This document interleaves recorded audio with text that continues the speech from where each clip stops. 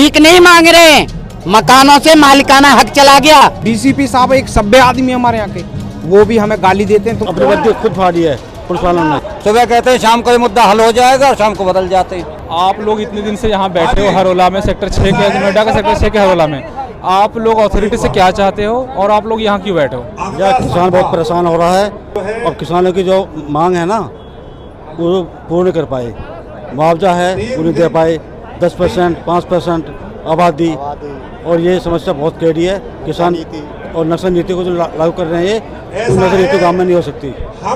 आप लोग जब अथॉरिटी गए वहाँ इन्होंने इल्ज़ाम लगाया कि आप लोगों ने ताला तोड़ा, घुस गए, वहाँ पे लाठीचार्ज भी हुआ, महिलाओं पे भी लाठीचार्ज हुआ, उस पर क्या कहेंगे?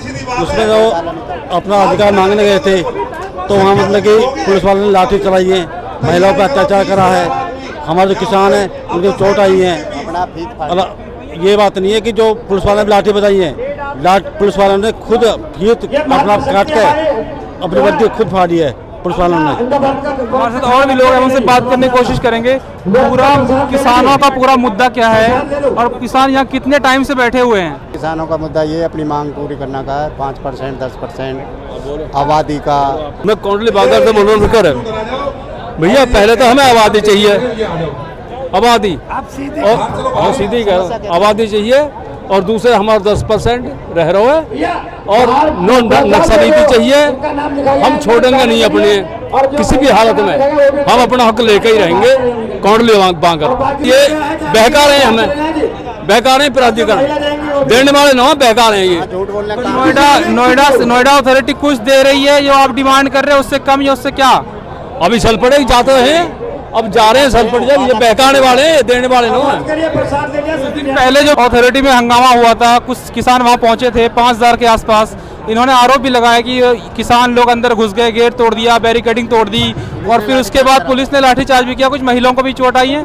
महिलाओं को चोट आई है, महिलाओं को चोट आई है। इनने सबसे पहले गलती इनने करी, महिलाएं पर वार करो, और जब जाकर कहीं ने तन में कह दी होगी किसान ने नहीं, किसान ने कही ना कुछ भी, वार पुलिस ने करो, जो कुछ करो गलती पुलिस की, और थोप रहे हैं किसान के ऊपर। किसान गलती रही, ये झूठ बोल रहे हैं। तो हमने ये भी सुना है कि डीसीपी रणविजय जी ने कुछ लड़कों पे या कुछ किसानों पे हमला भी किया है, पैर वैर में भी चोट तोड़ दिए, जितने किसानों के पैर तोड़ दिए, डंडा तोड़ दिया, और हॉस्पिटल में कोई एडमिट नहीं हुआ हमारा आदमी सरकारी में, जबकि सरकारी हॉस्पिटल सभी के लिए है, और वहाँ हमारा कोई उपचार नहीं हुआ। अच्छा, हमारा कोई बड़ा मुद्दा नहीं है, हमारा करार पत्र है, हमारी आबादी जैसी है उसी के आधार पर छोड़ी जाए। और 81 गाँव के किसान यहाँ बैठे, 81 गाँव के किसान यहाँ बैठे हुए हैं धरने पे, कोई सुनवाई नहीं है। कोई सुनवाई नहीं है। ये अथॉरिटी झूठ बोलती है, झूठ के सिवाय कुछ नहीं करती है। कितनी मीटिंग्स हो गई, कोई हल निकला नहीं है। आज फिर से मीटिंग में जाने वाले हैं आप लोग? 20 मीटिंग हो गई है अब तक, किसी भी मीटिंग में कोई हल नहीं निकला, और आज भी जा रहे हैं मीटिंग में। मीटिंग में कोई फायदा नहीं है जाने का मेरे हिसाब से, क्योंकि ये कोई हमारा बारे में सोचते ही नहीं है। ये मैडम तो सिर्फ बिल्डर के बारे में सोचती है, बिल्डर को ही काम देती है, और बिल्डर के लिए ज़मीन है, किसान के लिए कोई ज़मीन नहीं है, प्लॉटिंग के लिए ना किसान के लिए पैसा है। सारा हमारा 10% काटा हुआ है इन्होंने, 64% रखा है इन्होंने अपने पास, वो कुछ नहीं दिया। एक तरफ दूसरी किसान है जो भारतीय किसान यूनियन है, संयुक्त किसान मोर्चा के लोग लगातार बॉर्डर पे धरना प्रदर्शन कर रहे हैं 11वें महीने से। उसको लेके आप क्या कहेंगे, उनको कैसे देखते हैं आप? और लगातार ये सरकार किसान विरोधी है, तो 2022 में इनको आप कैसे देखेंगे इस सरकार को, योगी सरकार? किसान बैठे हैं, वो सही बैठे हैं, उनका भी अपना मुद्दा है। अच्छा, और हमें सरकार से कोई मतलब नहीं है, हमें तो ये है कि हमारे जो मुद्दे हैं ये सॉल्व किए जाए। मुद्दे सॉल्व किए जाए, लेकिन मुद्दे अभी तक सॉल्व नहीं हुए। आप लोग लगातार यहाँ धरने में बैठे हैं, लेकिन अभी तक कोई सॉल्यूशन नहीं, कोई हल नहीं। हाँ जी, कोई सॉल्यूशन नहीं है जी। झूठ बोलते हैं, सुबह को कहते हैं शाम को बदल जाते हैं अथॉरिटी के लोग। ये है इनकी झूठे वादे जी।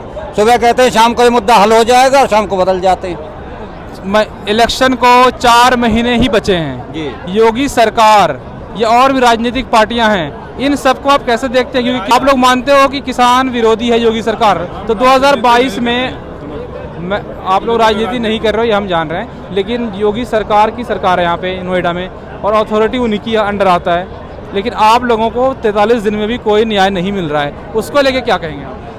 उसके लिए यही कहेंगे जी, सरकार तो हमें और मुद्दों पे ठीक लग रही है, लेकिन जब किसान की नहीं सुनती तो हम क्या करेंगे? हम तो किसान हैं, हमें तो अपने मुद्दों से मतलब है।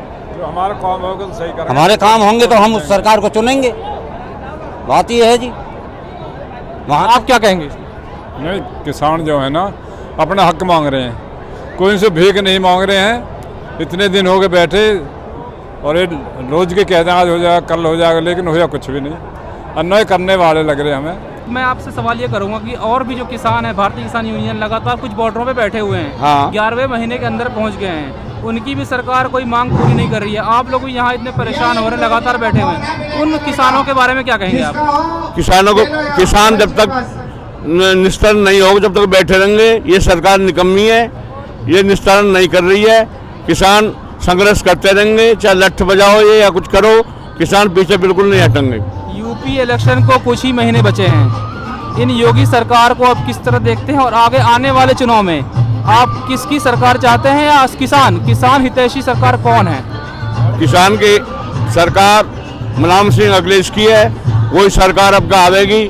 ये बुरी तरह हारेंगे और अखिलेश की और मुलायम सिंह की सरकार आवे। किसान की सरकार हो, वो किसानों की सुनती है, ये सरकार नहीं सुन रही किसानों को। हर आदमी परेशान है इनसे। जी आपका नाम? मेरा नाम विकल यादव है और गढ़ी चौखंडी से हैं और बाकी सभी 81 गांव के किसान हैं सब यहाँ पर। अभी तक कोई सुनवाई नहीं, मीटिंग पे मीटिंग हो रही है लेकिन कोई सुनवाई नहीं अभी तक, उस पर क्या कहेंगे आप? देखो जी, वार्ताओं का दौर चल रहा है, ऐसी कोई बात नहीं है। बाकी जब तक हमें सफलता नहीं मिलेगी, जब तक हमें हमारा हक नहीं मिलेगा, हम यहाँ से हटने वाले नहीं हैं। आज भी एक मीटिंग को यहाँ के जो मेन लोग हैं वो मीटिंग में गए हैं, तो उससे क्या लगता है आपको, आज मीटिंग में कुछ बात बन पाएगी किसानों के लिए? देखो जी, वार्ता हुई है कई बार, अभी तक तो विफल ही रही है वार्ता। अब देखो क्या होता है, आगे उनके आने का इंतजार करा जा रहा है। सभी किसान डटे हुए हैं यहाँ पर, जो भी निर्णय होगा सबके सामने रखा जाएगा यहाँ पे। सोमवार को एक मामला आया कि कुछ किसान अथॉरिटी में घुसे, उन्होंने ताला तोला और अंदर एडमिनिस्ट्रेटिव बिल्डिंग में घुसने की कोशिश की और उसके बाद पुलिस की तरफ से लाठीचार्ज हुआ, कुछ महिलाएं भी घायल हुई हैं, महिलाओं पे भी लाठीचार्ज किया उन्होंने। हमने खुद देखा कि एक लड़का यहाँ पे पैर टूटा हुआ मिला। उस पूरी घटना पे क्या कहेंगे आप? भैया सारी की सारी ये अफवाह फैला रहे हैं ये जो पुलिस वाले हैं। लाठीचार्ज कर इन्होंने बोलते हैं कि किसानों ने पहले हमला किया हम पे, किसी ने कोई हमला नहीं किया। सारी की सारी झूठ बात है। डीसीपी साहब एक सभ्य आदमी हमारे यहाँ के, वो भी हमें गाली देते हैं, तुमने देखा भी होगा, वीडियो भी चली है। हमारा एक साथी है राजेंद्र नाम है उसका, उसके इतनी तगड़ी चोट लगी हुई है पैर में, गाड़ी में लेकर गए उसे सरकारी हॉस्पिटल में, वहाँ भी उसका ट्रीटमेंट नहीं हुआ। उन्होंने बोल दिया कि हमारे पास में कोई साधन कोई मशीन नहीं है। तो बताओ हम कहाँ जाएंगे? 81 गांव के हमारे किसान जो हैं सब पीड़ित हैं, एक एक आदमी परेशान है। ये भीतर बैठे रहते हैं, जो भी बोलते हैं झूठ बोलते हैं, कोई बात सच्ची नहीं है। पूरा मुद्दा क्या है किसानों का? आबादी लैंड डिस्प्यूट का पूरा मुद्दा क्या है और आप लोग सरकार से या नोएडा अथॉरिटी से पूरे क्या डिमांड है आप लोगों की? नोएडा अथॉरिटी से जो हमारी पेंडिंग मांग है 64% की है, 10% की है, पुश्तैनी गैर पुश्तैनी की है, उन्हीं मांगों को हमें कोई नहीं है। और रही बात अब नया एक जो धारा 370 लगा दी हमारे गांव में, जो हमारे यहाँ काम करने आए नोएडा में और उन्होंने गांव में आके यहाँ पे 50 या 100 गज लेके जमीन अपना घर अगर बना लिया, अब उस पर नोएडा भूमि लिख दिया गया कि ये भूमि नोएडा प्राधिकरण की, मतलब हम मालिक है ही नहीं। रजिस्ट्री कराई है, बाकायदा कार्यालय में रजिस्ट्री हुई है नोएडा अथॉरिटी में, दाखिल खारिज है, सब कुछ है। उसके बाद हम उसके मालिकाना हक खत्म कर दिया। ओरिजिनल है उनको यहाँ से वो लोग वो करने की कोशिश कर रहे हैं, जो ओरिजिनल आप लोग यहाँ। अब तो हम जब यहाँ पे आज से थोड़े ही हैं भाई, आज जब यहाँ पे 50 साल से रह रहे हैं, 40 साल से रह रहे हैं, अब ये मानने को तैयार नहीं है। और कोई मांग क्या है यार? वही कोर्ट से आदेश है हमारा 64% का, 10% का, कोई नई चीज मांग थोड़े ही कर रहे हैं। जो हमारा पेंडिंग है वो मांग रहे हैं कि भैया अब मेरा दे दो। आपको क्या लग रहा है कि ये अथॉरिटी जो है ये क्यों नहीं आप लोगों की डिमांड मान रही है? क्या लग रहा है आप लोगों को? अब ये उनकी अपनी समस्या है कि भाई वो क्या इसमें उन्हें क्या फायदा है। भाई कुछ तो फायदा होगा ना कि नोएडा अथॉरिटी हमें उलझा रही है। क्यों इस तरह उलझा रही है? भाई भूमि ली, जमीन ली और आज तक मुआवजा नहीं दिया। भाई आप काम करते हो, अगर आपसे कंपनी काम करवाए और आपको तनख्वाह ना दे तो कष्ट होगा ना। और हम आज भी बैठे, और जिनको भूमि दी वो बड़े बड़े उद्योगपति बन गए, हमारी भूमि, और हम आज भटक रहे हैं, सड़क पे हैं जी। मैंने सुना कुछ कंपनियों को उन्होंने वहाँ जमीन दे दी है, हल्दीराम हो या कुछ कंपनियां हैं वहाँ उन्होंने लगातार वो जमीन दे रही है सरकार। बंधुवर कुछ कंपनियां क्यों, सारी कंपनियां, सारे उद्योगपति, सारे पूंजीपति, जमीन तो हमारी दे दी ना, हमें क्या दिया? जो हमारा है हक मूल है भाई, 64% हमारा पास है सुप्रीम कोर्ट से, 10% के प्लॉट हमें मिल नहीं पा रहे। पुश्तैनी गैर पुश्तैनी का मुद्दा वही है, ये हमें मानने को तैयार नहीं। 2011 में इतने पीड़ित हैं कि आप उन चीजों को समझ भी नहीं पाओगे। और दूसरा भ्रम फैलाया जा रहा है कि ये किसान नहीं है, ये बनावटी है। वो शुरू से फैला रहे भारतीय किसान यूनियन और संयुक्त किसान मोर्चा भी लगातार, कुछ गाजीपुर बॉर्डर हो, सिंघू बॉर्डर हो, लगातार 11वें महीने से बैठे हुए हैं। उनको भी कहा जा रहा है कि आतंकवादी हैं, खालिस्तानी हैं, मवाली हैं। आप लोगों को भी कहा जा रहा है कि ये किसान नहीं है, भाड़े पे लाए हुए हैं। ये सरकारों का है ना, योगी सरकार का। सर अब एक बात आपको बताऊं ना, ये सरकार का भी कहना है और दुर्भाग्य कहूंगा कि हमारे देश की इलेक्ट्रिक मीडिया का भी यही कहना है।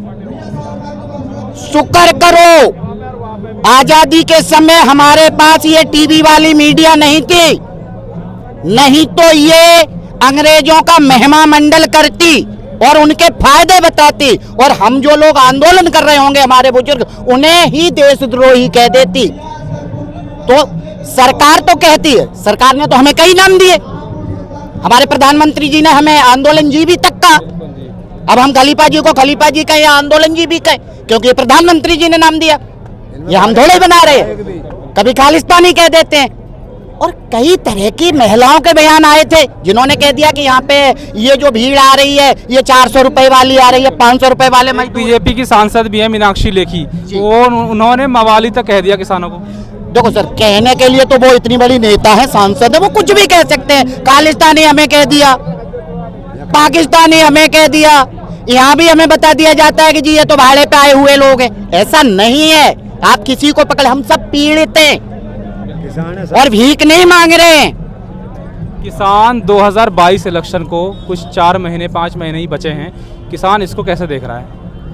देखो, किसान देख कोई विशेष बात नहीं है, मेरा कोई सरकार के विरोध में कोई ऐसा बहुत बड़ा वो नहीं है कि सरकार, हमारी जो मांगे हैं वो सरकार मान ले, प्रशासन मान ले, तो हमारे लिए कोई बुरी थोड़ी ही है भाई। हमारी कोई दुश्मनी नहीं है बीजेपी से, कोई बहुत बड़ा समर्थक नहीं है कोई और पार्टी से, भाई हमारा ऐसा कुछ नहीं है। हमारी तो अपनी मांगे, हमारी किसानों की समस्या है, उसे जो दूर करे, जो आगे आता है।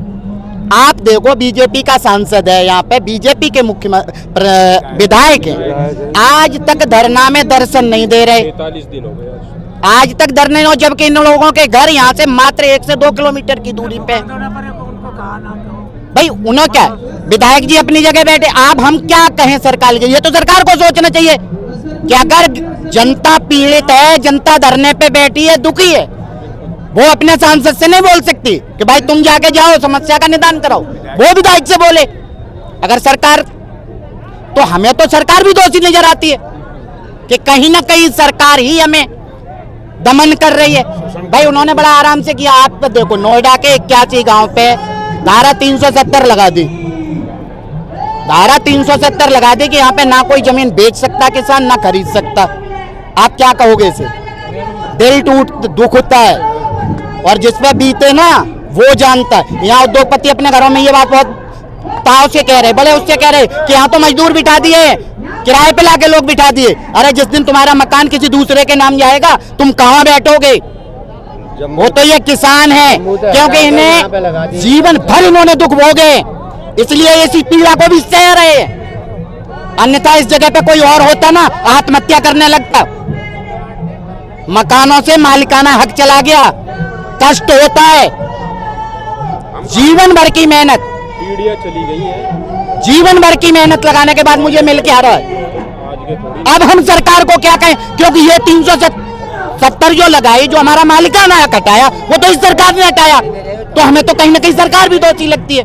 आज ही मान लो मीटिंग से हल ना निकले तो आगे किसान जो यहाँ बैठे हैं उसकी रणनीति क्या होगी? आगे रणनीति ये होगी जी, हमारा बराबर धरना चलता रहेगा हमारा, और हम आंदोलन करते रहेंगे जब तक हमें अपना मालिकाना हक नहीं मिलेगा। हम कहाँ जाएंगे? हम यहाँ से कहाँ जाएंगे? हमारी पूरी जिंदगी की मेहनत यहाँ लगी हुई है।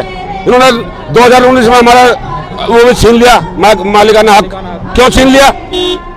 इन्होंने रजिस्ट्री क्यों करी? हमारी रजिस्ट्री भी उन्होंने करी जब हमने जमीन खरीदी है यहाँ पे। आज कहते हैं तुम किसान नहीं हो, आज तुम कहते हो यहाँ के बासिंदा नहीं हो। क्यों नहीं है? ये इनकी तानाशाही है, ये तानाशाही नहीं चलेगी। और उसके बावजूद आगे रणनीति हमारी ये है कि हमारा ऐसे ही प्रदर्शन चलता रहेगा। सरकार हमारे सुनना पड़ेगा सरकार को। इनका प्रदर्शन लगातार चलता रहेगा और इनका ये डिमांड है कि सरकार को इनकी बात सुननी पड़ेगी, वरना 2022 में योगी सरकार को किसानों के द्वारा जो प्रदर्शन कर रहे हैं ये इनका बात सुननी पड़ेगी, वरना 2022 में उनको भुगतना पड़ेगा कि उनकी सरकार ना बने।